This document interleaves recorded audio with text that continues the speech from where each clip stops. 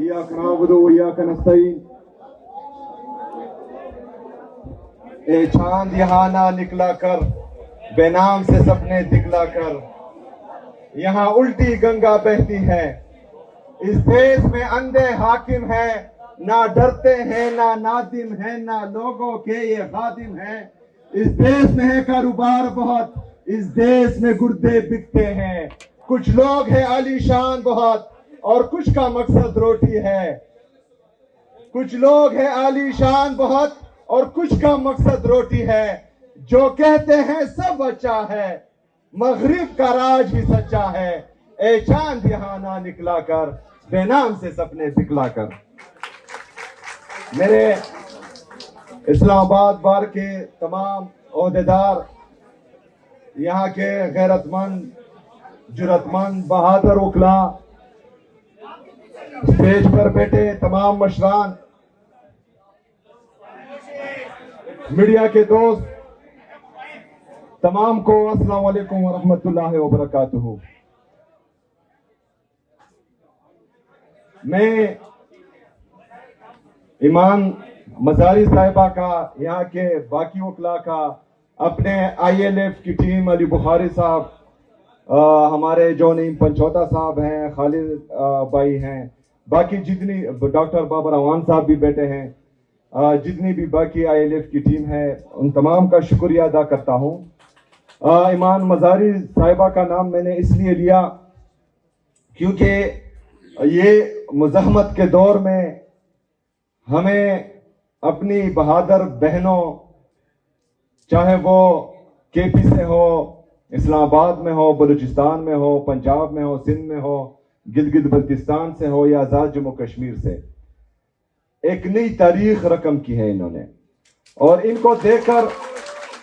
ہمارے نوجوانوں کو حوصلہ ملتا ہے اور ان کو جرت ملتی ہے اور وہ بھی جو ہے مزاحمت آئین اور قانون کی بالادستی کے لیے آزاد عدلیہ کی بحالی کے لیے ہمارے آزاد میڈیا کی بحالی کے لیے جدوجہد کر رہے ہیں جمہوریت کے لیے یہاں پر ہمارے کچھ صحافی میرے سامنے ہیں میرے رائٹ پہ مطیع اللہ جان صاحب لیفٹ پر اسد طور صاحب اور پرسوں جو ٹرائل ان ایبسینشیا میں ہمارے کچھ صحافی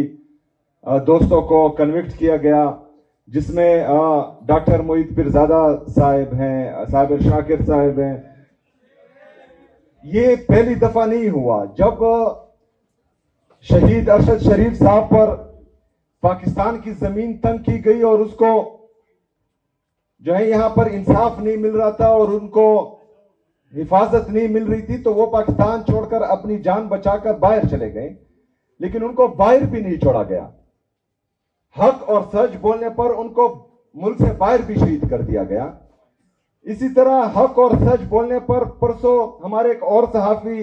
بھائی ڈاکٹر معید پیرزادہ صاحب پر بھی اٹیک کیا گیا تو کہنے کا مقصد یہ ہے کہ اس سے پہلے ہم بار بار یہ کہتے آئے ہیں کہ آج اگر مجھ پر ہے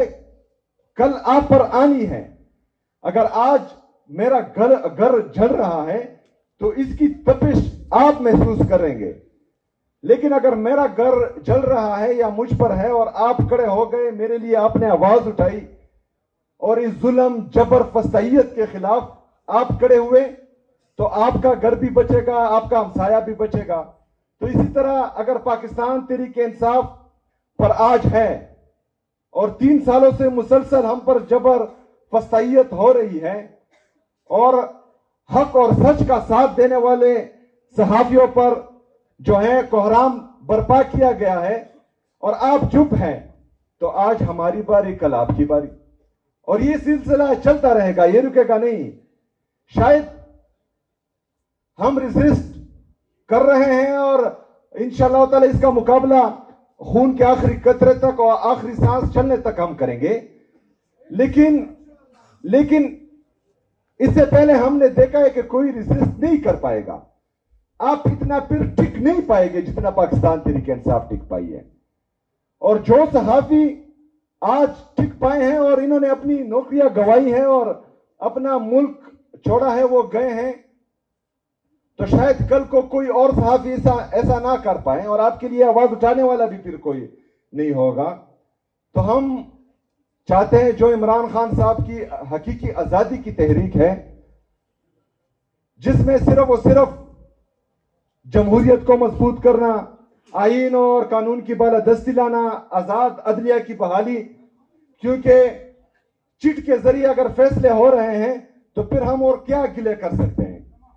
3 ججز جو یہ حکم دیتے ہیں سپرنٹینڈنٹ اڈیالہ جیل کو کہ میری ملاقات میرے لیڈر میرے قائد جناب عمران خان صاحب سے کرائی جائے، اور 3 ججز کے آرڈر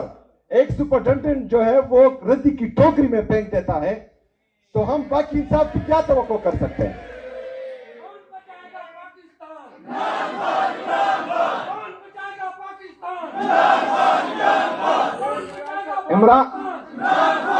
عمران خان صاحب، اس کو اللہ تعالیٰ نے سب کچھ دیا ہوا ہے، اسے کسی چیز کی ضرورت ہی نہیں ہے. اگر وہ اس کے باوجود بھی جیل میں ہے تو وہ ہماری جنگ لڑ رہا ہے. وہ پاکستان میں ہر مکتبہ فکر کے لوگوں کی جنگ لڑ رہا ہے. اس کے ساتھ تو ہو رہا ہے، تقریباً 3 سال مکمل ہونے کو ہے. اس کے ساتھ جو ظلم جبر فسائیت ہو رہی ہے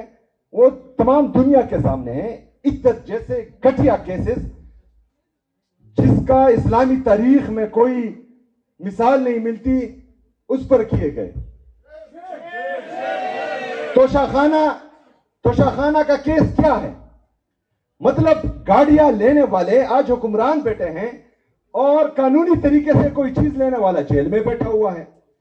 یہ مذاق بنایا ہوا ہے، اور یہ صرف عمران خان صاحب کے ساتھ مذاق نہیں ہے، یہ وکلا آپ کے ساتھ، آپ کی عدلیہ کے ساتھ، ہمارے ججز کے ساتھ، ان سب کے ساتھ مذاق ہو رہا ہے. اور آپ پر جو ہے یہ ہنس رہے ہیں بند کمروں میں.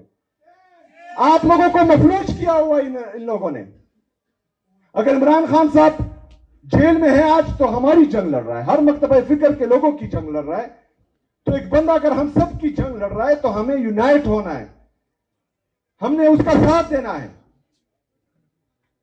ہم نے اس جبر ظلم فسائیت کا مقابلہ کرنا ہے، ضمیر کی آواز سنی ہے. اگر ضمیر مردہ ہے تو پھر تو ٹھیک ہے، بیٹھو آرام سے. لیکن کسی کا بھی اگر 1% بھی ضمیر زندہ ہے تو وہ اس 26ویں آئینی ترمیم کے خلاف بھی کھڑا ہوگا، 27ویں آئینی ترمیم کے خلاف بھی کھڑا ہوگا. جو انفیئر ٹرائلز ہو رہے ہیں، چاہے وہ صحافیوں کے ہیں چاہے پولیٹیشنز کے ہیں، اس کے خلاف بھی کھڑا ہوگا. اور یہ ڈیمانڈ کرے گا کہ جتنے بھی ہمارے پورے پاکستان میں سیاسی ورکرز ہیں جن کو ناحق قید کیا ہوا ہے، یہ ڈیمانڈ کریں گے کہ ان سب کو رہائی ملے. عمران خان صاحب ہیں، وہ اپنی رہائی کی بات نہیں کرتے، وہ فیئر ٹرائل کی بات کرتے ہیں. ہمارے عدالتیں اتنی مفلوج ہیں کہ جب عمران خان صاحب کہتے تھے کہ مجھے سیکیورٹی رسک ہے، میں لاہور سے اسلام آباد نہیں آ سکتا، کیونکہ اس سے پہلے ان پر جو ہے 4 گولیاں لگی تھی، ان کو اٹیک ہو گیا تھا. لیکن یہاں کے ججز کہتے ہیں کہ نہیں تمہیں آنا ہوگا. آج عدالتیں خود اٹھ کر جو ہے اڈیالہ جیل جا رہی ہے. ایک سابقہ وزیر اعظم اور پاکستان کے سب سے مقبول ترین لیڈر کو لاہور سے اسلام آباد زخمی حالت میں بلایا جاتا ہے، لیکن ایک بندہ جو کنوکٹڈ ہے اور وہ باہر سے پاکستان آ رہا ہے، عدالت خود جا کر اس کو ایئرپورٹ پر ریسیو کرتی ہے. ایک ریاست دو دستور،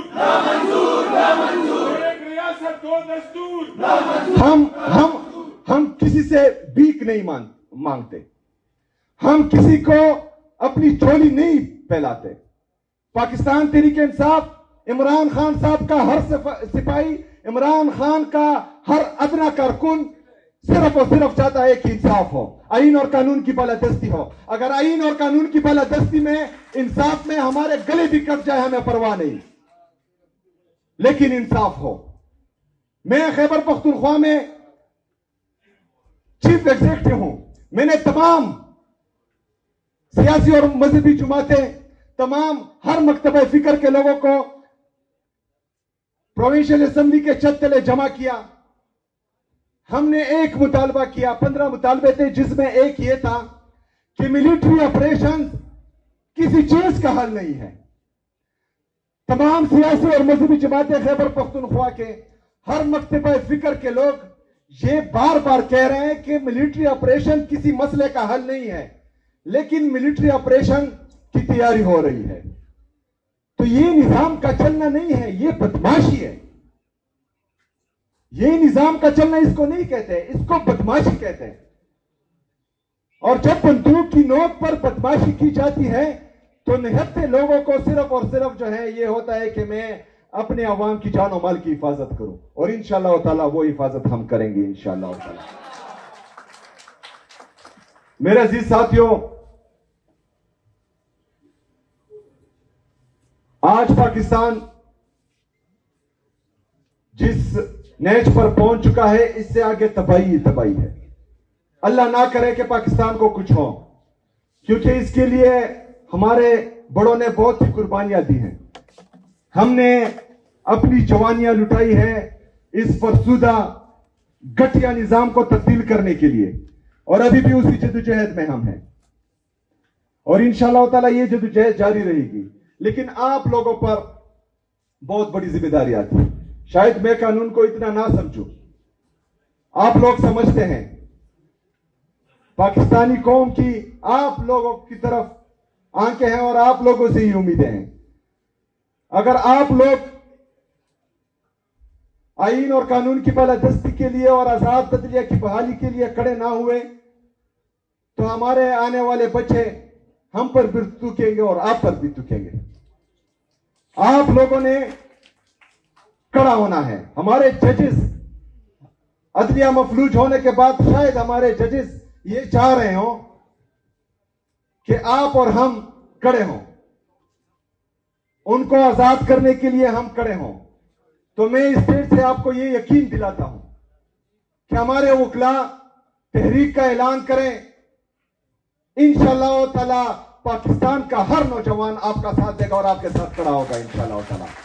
मैं एक दफा फिर तमाम वकला बरादरी का, अपनी ILF की टीम का, ईमान मिजारी साहिबा का, बाकी जितने भी हमारे दोस्त हैं, उन सब का इंतहाई मशकूर और ममनून हूं। इंशाअल्लाह ताला मुलाकातें होती रहेंगी। मुज़ाहमत जिंदाबाद। हमें फॉलो करें सोशल मीडिया पर और विजिट करें हमारी वेबसाइट गाँव न्यूज, हर लम्हा हर खबर आपके साथ। देखते रहिए गाँव न्यूज, न्यूज दैट मैटर्स।